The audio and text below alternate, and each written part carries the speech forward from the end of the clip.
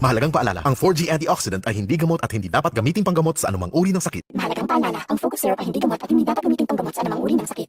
Ikas na nilo, umanaas ng banap, ngitimit kapalin, nila itong maging hindi ko maalala ang magalahap. Ikas nilo, umanaas ng banap, ngitimit kapalin, nila itong maging hindi sa alpamer, maalala ang magalahap. Mahalagang paalala, ang Ordinary Acid Premium Blended Capsule ay hindi gamot at hindi dapat gamitin panggamot sa anumang uri ng sakit. Mahalagang paalala, ang MX capsule ay hindi gamot at hindi dapat gamitin panggamot sa anumang uri ng sakit. Mahalagang paalala, ang Sunburst Supplemento ay hindi gamot at hindi dapat gamitin panggamot sa anumang uri ng sakit.